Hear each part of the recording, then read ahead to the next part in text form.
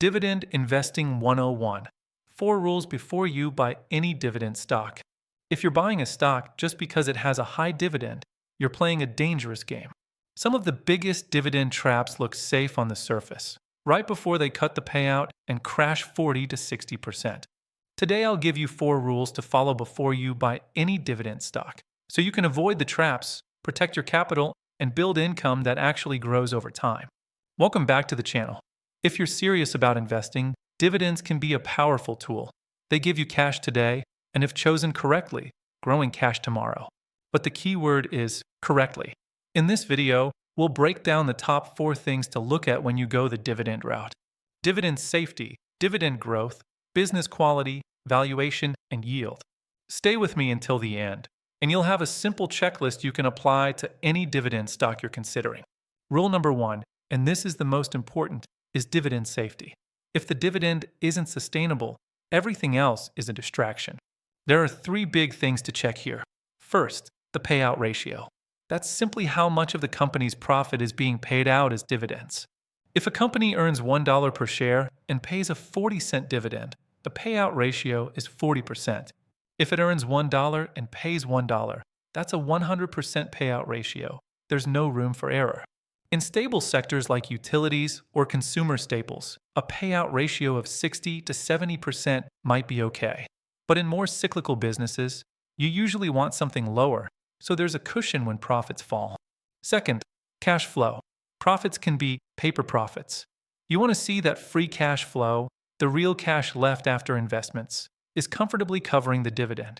A company that has positive free cash flow year after year and only uses part of it for dividends is in a much stronger position. Third, the balance sheet. Even with a nice payout ratio, too much debt can kill the dividend. Check if the company is heavily leveraged and whether its interest payments are well covered by earnings. If interest costs are eating up a big chunk of profit, a downturn can quickly force a cut. Rule number 2 is dividend growth and consistency. A 4% yield that never grows loses purchasing power over time because of inflation. But a 2.5 to 3% yield that grows 6 to 10% per year can become very powerful over a decade. Here's what to look at. Track record. Has the company kept the dividend stable or raised it over the last 5, 10, or even 20 years?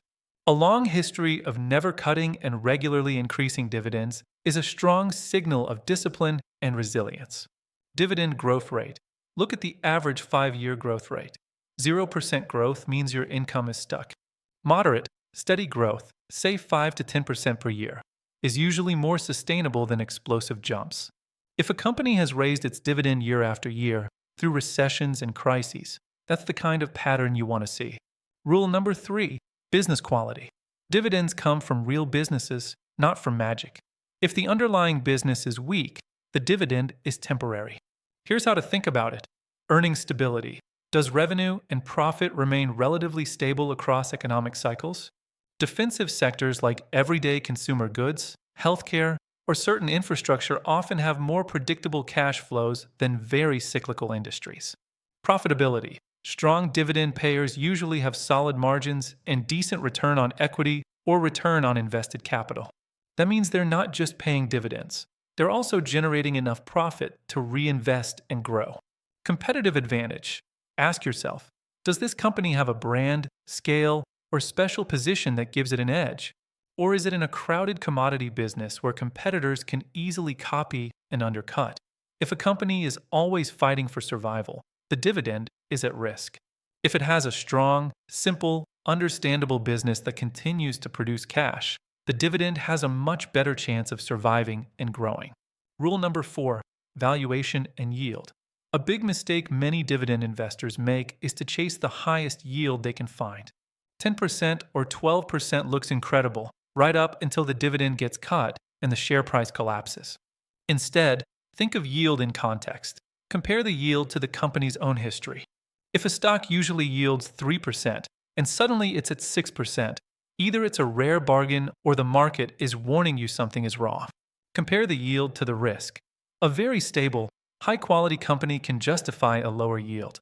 Riskier, more leveraged, or cyclical businesses must offer a higher yield to compensate, but that doesn't always mean it's worth it.